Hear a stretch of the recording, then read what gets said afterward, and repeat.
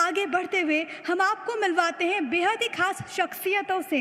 Mister निर्मल Gangwani director हैं Siddhi Vinayak hospital के, mister Harish Gangwani director हैं सिद्धि विनायक हॉस्पिटल के।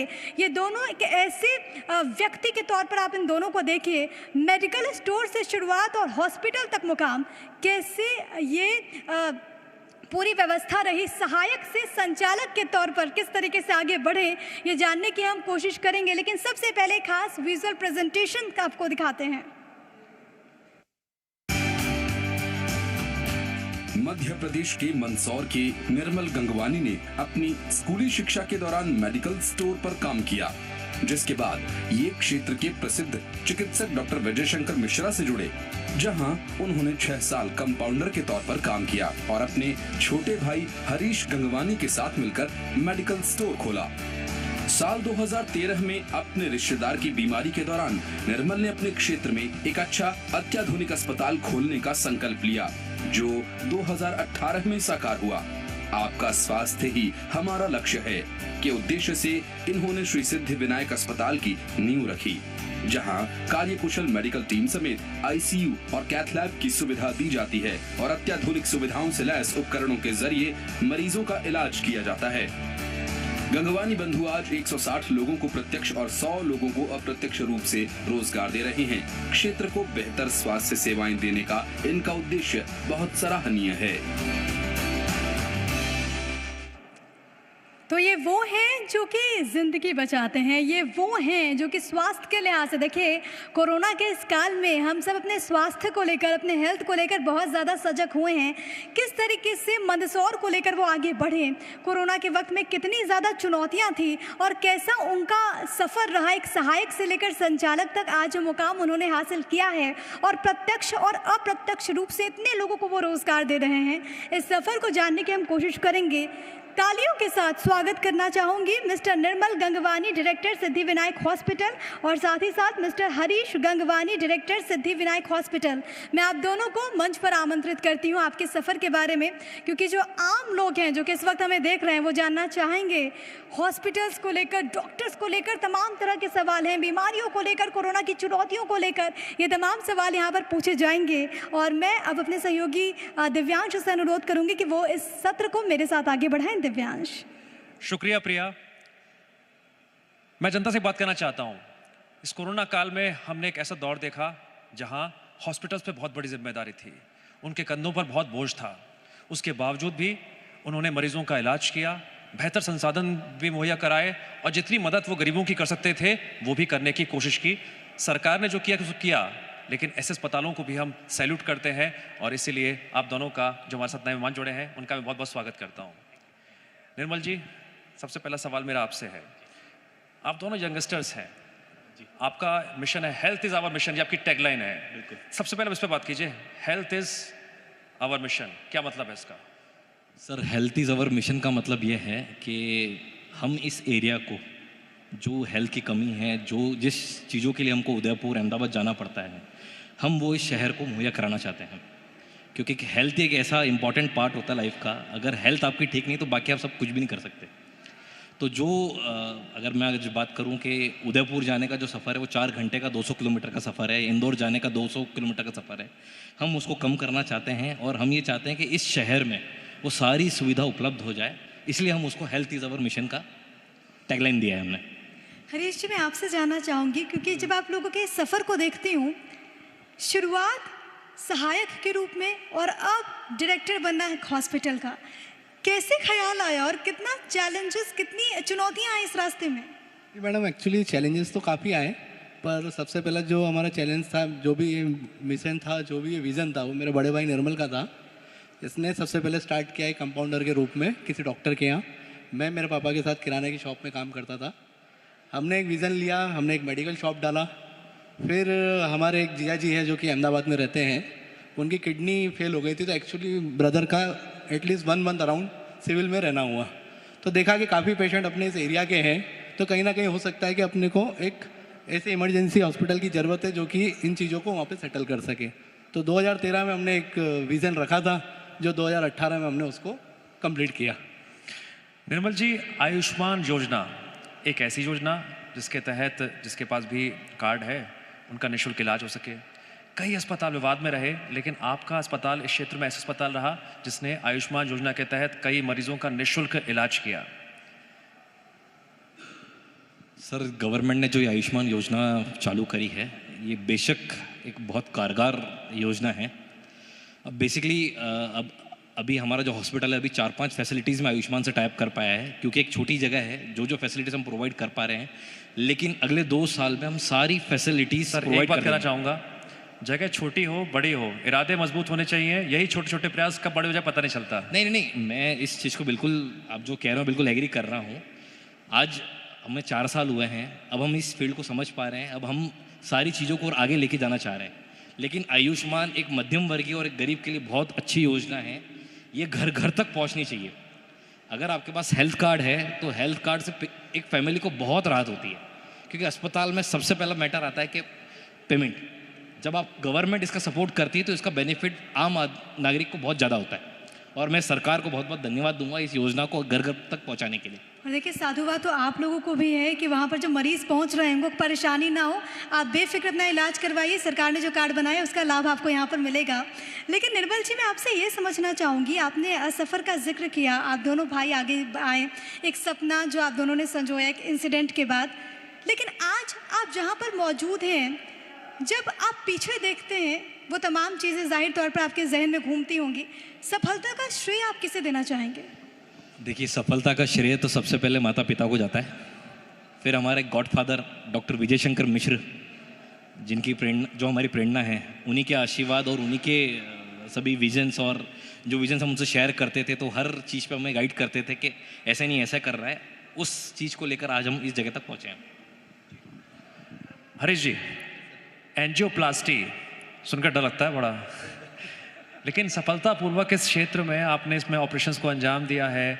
मैं चाहूँगा उस बारे में भी एक संदेश आप जनता के नाम दे, मालवा क्षेत्र के लोगों को पता चल सके कि किस तरह सफलतापूर्वक आपके हॉस्पिटल में एंजियोप्लास्टी हुई। एक बार नहीं बल्कि कई बार हो चुकी है, और ये दौर आगे भी लगातार जारी रहेगा। मरीज बेहिचक बिना डर के कहीं और ना जाएं, मंदसौर आएँ।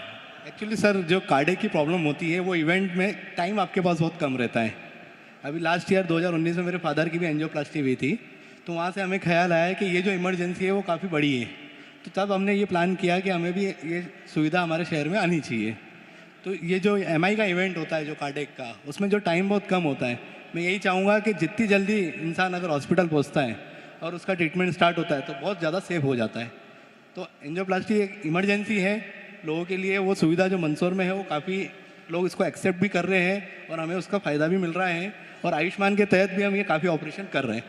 हरीश जी, एक सवाल मेरा आपसे यहाँ पर ये होगा, क्योंकि अक्सर हमने देखा है कि छोटे शहरों में जब घर में कोई भी सदस्य अगर बीमार होता है, अगर गंभीर किसी को बीमारी है, तो लोग सोचते हैं कि चलो यहाँ से किसी बड़े शहर में जाते हैं, वहाँ पर किसी अच्छे हॉस्पिटल में दिखाएंगे। आप लोगों ने इस मिथ को बदल दिया, आपने तमाम सुविधाएं यहीं पर दे दी मंदसौर में। किस तरीके का अनुभव आपका रहा है आम लोगों के बीच से, पेशेंट्स के बीच से? मेरा अनुभव तो काफ़ी अच्छा रहा है, संघर्ष भी रहते हैं, पर लोगों ने भी इसका साथ दिया है। लोगों ने भी कहीं ना कहीं हमें एक्सेप्ट किया है इमरजेंसी को लेकर भी। बाकी सुविधा भी मंदसौर में काफ़ी अच्छी है। कहीं भी ये ओवरऑल देखा जाए तो मंदसौर एक अच्छी हेल्थ इंडस्ट्री कहा जाता है। आगामी जो योजनाएं हैं, फ्यूचर इंडिवियर्स हर किसी के होते हैं, संस्था के होते हैं, तो बतौर हॉस्पिटल आपके क्या फ्यूचर इंडिवियर्स हैं, क्या योजना है आगे जो आप करना चाहते हैं? सर, हमारी योजना तो यही है कि हम एक सपना देख रहे हैं कि किसी मंदसौर के शहर वासियों को या आसपास के 100 किलोमीटर के लोगों को अब उदयपुर और इंदौर नहीं जाना पड़े। वो सुविधा अब हम इस बेल्ट को देना चाहते हैं, और जिसके लिए हम काम शुरू कर चुके हैं, और हम सोचते हैं कि अगले 2 साल में हम वो काम कर लेंगे। हरी जी, एक बड़ा इंटरेस्टिंग केस मैं पढ़ रहा था, कोई मरीज कीटनाशक पीकर आ गया था, ऐसा कुछ हुआ था क्या? कीटनाशक पीकर आ गया था आपके अस्पताल में? हाँ, बिल्कुल हुआ था। ऐसा हुआ था कुछ? हाँ, मैंने कहीं सुना, मुझे लगा बिल्कुल हुआ था। तो ये भी अपने बड़े अच्छी की बात है, वो बिल्कुल सेहतमंद होकर बिल्कुल सही होकर गया। जी जी बिल्कुल। तो यानी ये इसका मतलब ये निकाला जाए कि कितनी भी गंभीर समस्या हो, कोई भी दिक्कत हो, कहीं दूर मत भागो, सीधे आपके अस्पताल आओ। बिल्कुल सर, बिल्कुल बिल्कुल। इसके लिए आप क्या कर रहे हैं? हमारी डॉक्टर टीम का भी धन्यवाद दूंगा, जिनने काफ़ी सपोर्ट किया है, और वो जो बेस्ट हमने जो हॉस्पिटल की जो फैसिलिटी थी हमारे डॉक्टर की वजह से ही सब पॉसिबल हो पा रहा है। इसके लिए ज़ोरदार तालियां यहाँ पर ज़रूर बजनी चाहिए, जिस तरीके से काम हुआ है। निर्मल जी, मैं आपसे ये समझना चाहूँगी, क्योंकि अमूमन हम देखते हैं कि प्राइवेट हॉस्पिटल्स को लेकर लोगों में एक मिथ ये भी है कि यार बहुत महंगा इलाज है। जो मध्यम वर्गीय परिवार है उनके सामने ये सवाल होता है, चलिए जो गरीब तबके के हैं, जो आर्थिक रूप से उस तौर से मजबूत नहीं है, कईयों के आयुष्मान कार्ड बने हुए हैं, कईयों को अभी भी इंतज़ार है कि कुछ हो जाए उनके लिए। क्या ऐसी कुछ चुनौतियाँ पेश आती हैं, या फिर हमारे माध्यम से आप ऐसे लोगों को क्या कहना चाहेंगे? बेसिकली हेल्थ इंडस्ट्री 24/7 सर्विसेज हैं, तो सर्विस जब आप प्रोवाइड करते हैं तो उसकी कॉस्ट आती है। ये हम एक्सेप्ट करते हैं कि प्राइवेट हॉस्पिटल महंगे होते हैं, लेकिन जिस हिसाब से गवर्नमेंट स्कीम्स आ रही है, जैसे आयुष्मान आ रहा है, हेल्थ कार्ड आ रहे हैं, तो मेरी पर्सनल सलाह तो यही होगी कि सबके पास मेडिक्लेम होना चाहिए। अगर मेडिक्लेम अगर अपन इनिशियल 18 ईयर्स या 20 ईयर्स से कैलकुलेट करते हैं तो रोज़ के एक सैंडविच का कॉस्ट पड़ता है। अगर आप रोज़ एक सैंडविच खाते हैं तो उतने रुपए में आपको एक हेल्थ पॉलिसी प्रोवाइड होती है जो आपके पूरे परिवार को अस्पताल में ले जाने के लिए जो घबराहट होती है उसको आपको बचा सकता है। और मुझे लगता है ये बहुत इंपॉर्टेंट है, क्योंकि आमतौर पर हम देखते हैं कि लोग इसको बिल्कुल इग्नोर कर देते हैं, हेल्थ पॉलिसी को बिल्कुल इग्नोर करते हैं, लेकिन आप कह रहे हैं कि मुश्किल वक्त में ये बहुत कारगर है। दिव्यांश। हरीश जी, कैंसर पेशेंट्स, उनका भी तो इलाज हुआ है? नहीं, उनका इलाज अभी हमारे यहाँ स्टार्ट कुछ प्लानिंग है आगे? फिलहाल तो सर नहीं है। मैं ये सवाल इसलिए पूछ रहा हूँ ताकि मंदसौर की जनता को पता चल सके कि इस अस्पताल में क्या खूबियाँ हैं, वो भागे नहीं इधर उधर, आपके पास आए। मेरा अगला सवाल ये है कि जो नए युवा लोग हैं, आप भी तो युवा हैं, आपसे युवा कौन हो सकता है यहाँ पर, उनको आप क्या सजेशन देना चाहेंगे? सर मैं यही सजेशन देना चाहूँगा, हम दोनों भाई का एक ही विज़न है कि अगर कोई विज़न रखते हैं तो ज़रूर पूरा होता है। थोड़ा मेहनत करना पड़ता है, थोड़े स्ट्रगल आते हैं, थोड़े अप एंड डाउन्स रहते हैं लाइफ में, बट ये है कि एक दिन आप ज़रूर उसको अचीव कर लेते हो अगर आपका विज़न क्लियर है तो। निर्मल जी, एक सवाल है, डॉक्टर्स मरीजों का तनाव दूर करते हैं, पर कोरोना काल में डॉक्टर बड़े तनाव में रहे थे, तो उस तनाव को दूर करने में आपने क्या क्या कदम उठाए? सर वैसे तो हम तो यही दुआ करेंगे कि कोरोना काल कभी वापस नहीं आए, वो मंजर हम चाहेंगे कोई भी नहीं देखे। और रही बात डॉक्टर की, लिटरली वो भी अपनी लाइफ पूरी रिस्क में लेके बैठे थे, फैमिली को भी रिस्क में लेके बैठे थे, और बहुत सारे डॉक्टर नहीं भी रहे हैं, बहुत सारे कोविड से जूझे भी हैं, बट उनको सबसे ज़्यादा चीज़ें जो कि भाई पीछे संसाधन अगर हमको उपलब्ध होते रहेंगे तो हम 24/7 सर्विसेज प्रोवाइड करते रहेंगे। गवर्नमेंट का, यहाँ के जनप्रतिनिधियों का बहुत सपोर्ट रहा, जो ऑक्सीजन एक बहुत बड़ी प्रॉब्लम रही थी उसमें पूरा सपोर्ट रहा, जो डॉक्टर्स को और हमारे हॉस्पिटल्स को प्रोवाइड होता रहा, उस वजह से हम लोग काफ़ी पेशेंट्स को हेल्प कर पाए। ठीक है, कंपाउंडर से डायरेक्टर तक का सफ़र, ये सवाल हमने आपसे किया था, जर्नी बहुत इंटरेस्टिंग रही होगी, नो डाउट। मेरा सवाल आपसे ये है कि क्या ये सफलता रातों रात आ जाती है? इस सफलता के लिए क्या क्या कुर्बानी देनी पड़ती है? क्योंकि at such a young age आपने एक लंबा रास्ता बहुत छोटे वक्त में पूरा किया है। सर ये सफ़र हमको 20 साल लगे यहाँ तक पहुँचने में। जब हम 7th क्लास में थे तब हमने दोनों ने स्टार्ट किया था, तो तब से लेके आज तक बस कुछ ना कुछ यानी बस हम चलते रहे, रुके नहीं। जहाँ लगा कि कोई धक्का मार रहा है तो सपोर्ट ले लिया, कोई गिराने की कोशिश कर रहा है तो रास्ता बदल दिया, लेकिन हम रुके नहीं। लेकिन इस सफर पे पहुंच के कैसा अनुभव करते हैं, बिल्कुल पर्सनल, क्योंकि एक कंपाउंडर हो गया कि एक बड़े हॉस्पिटल का डायरेक्टर बनना कैसा महसूस होता है अंदर से? नहीं, काफ़ी लगता है कि ये सफ़र बहुत ही मुश्किल रहा है, और आज भी बहुत सारे लोगों को और बहुत सारे यानी इवन हमारे डॉक्टर्स को भी लगता है कि यही ओनर है या कि यही डायरेक्टर है, क्योंकि जो सफ़र हमने तय किया हमको भी आज लगता है कि यार कैसे तय कर लिया हमको भी पता नहीं, लेकिन हम लोग रुके नहीं और आज इस जगह तक पहुंच गए। भाई बाय लक ये रहा कि हमें जो हमारी टीम है वो भी काफ़ी अच्छी मिली, उनने भी हमें काफ़ी सपोर्ट किया, हमारे जो गॉडफादर है उन्होंने भी काफ़ी सपोर्ट किया, पब्लिकली भी हमें सपोर्ट मिला। कहीं ना कहीं एक हाथ हमने बढ़ाया तो एक हाथ कहीं से हमें ऊपर वाले ने भी बढ़ाया। आप दोनों की जो केमिस्ट्री है वो अस्पताल की ज्योग्राफी को कितना बेहतर रख पाती है? बहुत अच्छे से रख पाती है। बेसिकली हर इंसान का अपना एक वो विज़न होता है। अगर मैं किसी चीज़ को देख सकता हूँ तो ये भी किसी चीज़ को देख सकता है, तो जो चीज़ें मैं अच्छे से देख सकता हूँ तो वो चीज़ें मैं देखता हूँ, जो चीज़ें ये अच्छे से देख सकता है वो चीज़ें ये देखता है। हरीश जी, जिस तरीके से आपने बताया कि आपका सफ़र रहा हॉस्पिटल को लेकर, आप लोग इतने सालों से काम कर रहे हैं, लेकिन इन्हीं सालों में एक ऐसी परिस्थिति आई जो कि 100 सालों से हम लोगों ने नहीं देखा होगा। कोरोना की मैं बात कर रही हूँ। हालांकि आपके भाई ने जिक्र किया कि किस तरीके से आपने काम किया, डर तो महसूस होता होगा कि हम जब बाहर जा रहे, खतरा तो हमें भी है। परिवार का कितना सहयोग मिला इस दरमियान? मैडम फैमिली सपोर्ट था तभी हम ये सब कर पाए। पिछले 15-18 साल से अगर हम फील्ड पे हैं तो फैमिली सपोर्ट के साथ हैं। कोरोना काल में भी कहते हैं ना, तो फैमिली ने अभी एक बार भी ये नहीं कहा कि तुम लोग मत जाओ, उन्होंने बिल्कुल सपोर्ट किया कि तुम लोग जाओ, क्योंकि तुम्हारा ही काम है, एक्चुअली तुम इस फील्ड के लोग हो, तो उन्होंने भी बिल्कुल सपोर्ट किया, फैमिली हो, पापा हो, मम्मी हो, घर के सारे कजिन हो। मुसीबतों में जो भी मुस्कुराएगा उसे कौन कैसे हरा पाएगा, बिल्कुल सही बात है ना। आप लोग, मैं देख रहा हूँ कि जब से आए हैं मुस्कुरा रहे हैं, और यही आपकी सबसे बड़ी हिम्मत है शायद, जो आपको लगातार आगे बढ़ने की प्रेरणा दे रही है। ज़्यादा से ज़्यादा मरीजों का इलाज हो सके उसके लिए आप भी कदम उठा रहे हैं। क्या अब अगला कदम मंदसौर से आगे कुछ और कर गुजरने का है? सर, हमारा जो भी कदम होगा वो मंदसौर में ही होगा, क्योंकि हम चाहेंगे कि हमारा क्षेत्रफल बढ़े, हम जो भी करें यहाँ करें और यहाँ हम सारी सुविधा उपलब्ध करा सकें और एक हेल्थ सेक्टर को यहाँ पे हम आयाम क्रिएट कर सकें। ठीक है सर, एक सवाल इम्पोर्टेंट, डॉक्टर्स अवेलेबिलिटी, जो अच्छे डॉक्टर्स हैं, कोई दिल्ली, मुंबई, भोपाल, इंदौर जा रहा है, वो मंदसौर में रहे, मरीजों का इलाज कर सके, उसके लिए आप क्या कदम उठा रहे हैं? किस तरह से बेहतर सेवाएं दे रहे हैं डॉक्टर्स को भी, ताकि मरीजों का बेहतर तरीके से इलाज हो सके? नहीं, एक्चुअली डॉक्टर की टीम जो हमने यहाँ पे मंदसौर में प्रोवाइड कराई, इसके लिए मेरा ब्रदर है जो काफ़ी, आप मान लीजिए कि 1 लाख किलोमीटर गाड़ी तो इसने एटलीस्ट चलाई है, उनको कन्विंस बताइए। सर, बेसिकली जब हमने हॉस्पिटल स्टार्ट किया था तो सबसे पहले हमने ये देखा कि यहाँ की डॉक्टर्स पहले बड़े शहरों में कहाँ काम कर रहे हैं, पहले हमने उनको ढूंढना शुरू किया। तो हमने देखा कुछ बॉम्बे कर रहे हैं, कुछ गुजरात कर रहे हैं, कुछ जयपुर कर रहे हैं, तो हम उनसे मिलना शुरू किया कि हम अगले 2 साल में हॉस्पिटल लाने वाले हैं और हम चाहते हैं हम मंदसौर आएँ। तो उनका सबसे बड़ा सवाल था कि भाई जो सैलरी हमको उधर मिल रही है क्या आप हमें दे पाएंगे?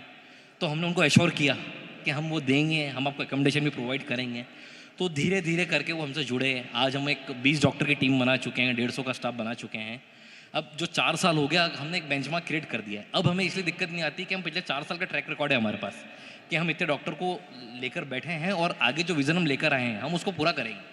बिल्कुल, उम्मीद हम यही करते हैं कि आप उसे पूरा करें। हरीश जी, मेरा सवाल यहाँ पर आपसे होगा, क्योंकि इससे पहले हमने कोरोना का जिक्र किया, अब तो हम वैक्सीनेशन फेज़ में हैं। कई सारे ऐसे गांव हैं, कई सारे ऐसे शहर हैं, 100% वैक्सीनेशन हुआ, लेकिन बहुत महत्वपूर्ण ये हो जाता है कि छोटे शहरों में उतनी जागरूकता हमने शुरुआत के वक्त में नहीं देखी। हमने देखा कि हमने पहली डोज, दूसरी डोज, कई सारे ऐसे लोग थे जो कि दूसरी डोज के लिए भी आगे नहीं आए।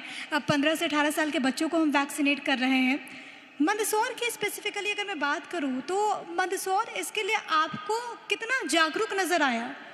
सर, मंदसौर शहर तो मैडम काफ़ी जागरूक है और मुझे लगता है मैक्सिमम लोग वैक्सीनेशन करवा चुके हैं। जो फैसिलिटी गवर्नमेंट ने प्रोवाइड कराई है, यहाँ के लोग तो पीछे नहीं हटे वैक्सीन लगाने में, इसलिए हमें समस्या भी कम आई। बहुत भारी सवाल पूछे, एक हल्का सवाल। आप दोनों को देख रहा हूँ तो इस घर में एक बात आ रही है, black and white, life is also black and white. ये सही हो गए या फिर मैच करके आए थे? सही हो गए, सही हो गए सर, सही हो गए। तो क्या लाइफ वाकई में ब्लैक एंड वाइट है? क्योंकि देखिए, कभी ना कभी बीमारी हमारे ऊपर आती है, हम सही वक्त पर अलर्ट हो जाएं, टेस्ट करा लें, तो वो गंभीर बीमारी में तब्दील नहीं होती है। तो इस बारे में क्या आप मालवा की जनता से कुछ कहना चाहेंगे, अपील करना चाहेंगे? क्योंकि अब यहाँ पर भी बेहतर फैसिलिटीज़ हैं, इलाज से डरे नहीं। मेरा यही कहना है कि अगर आपको कुछ भी होता है तो आप आसपास के किसी भी डॉक्टर से कंसल्ट करें, और अगर इमरजेंसी है किसी भी प्रकार की तो आप ऐसे सेंटर पहुँचें जहां आपकी इमरजेंसी डील हो सके, क्योंकि हेल्थ फील्ड में टाइम बहुत इंपॉर्टेंट रोल प्ले करता है। टाइम का बहुत बड़ा मैटर होता है कि हम पहले ले आते या हम इस जगह रुक जाते या वहाँ चले जाते, तो ये बहुत मैटर करता है। तो यही कहूँगा मैं कि किसी अच्छे डॉक्टर से कंसल्ट करें, और लगता है इमरजेंसी तो इमरजेंसी सेंटर में पहुंचना बहुत ज़रूरी है।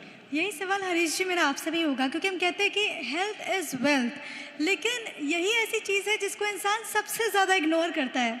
हालांकि कोरोना के काल में हमने देखा कि लोग जागरूक हुए, लेकिन अभी भी एक बड़ी संख्या है उन तमाम लोगों की जो कि उतने ज़्यादा सजग नहीं है। कुछ हल्की से अगर दिक्कत हो रही है तो लोग इसे इग्नोर करते हैं, जो कि आगे बढ़कर बहुत ज़्यादा बड़े रूप में कन्वर्ट हो जाता है। हमारे ज़रिए आप उनको क्या संदेश देना चाहेंगे, वैसे लोग जो कि ऐसी तमाम चीज़ों को लेकर लापरवाही बरतते हैं? मैडम, मैं यही सजेशन देना चाहूँगा कि वैसे तो लोग काफ़ी अवेयरनेस हो गया आफ्टर कोविड, बहुत सारे लोग प्रोटोकॉल से भी चल रहे हैं, सब कुछ हो रहा है, इससे बीमारियाँ भी कम हो रही है, काफ़ी चीज़ें हमें भी दिख रहा है कि बहुत सारा डिफरेंस हो रहा है। बट यही है कि अगर आपकी हेल्थ, अगर आपने जो बोला हेल्थ इज़ वेल्थ, अगर आपको लगता है कि कहीं आप अनहेल्दी है, कुछ भी लगता है XYZ, तो आप जैसे भैया ने बताया कि आप सबसे पहले किसी डॉक्टर से कंसल्ट करें कि एक्चुअली आपको क्या हो रहा है। आफ्टर अगर आपका डायग्नोस्टिक अच्छा होता है तो आपकी हेल्थ वैसे ही वेल्थ रहेगी। सर, हमने हेल्थ की बात की, हम अपनी हेल्थ को ध्यान रखने के लिए स्पोर्ट्स एक्टिविटीज़ भी होती हैं और भी कई साधन होते हैं। क्या हम उन चीज़ों को पीछे छोड़ते जा रहे हैं, इतना बिजी हो गए हैं पैसा कमाने में।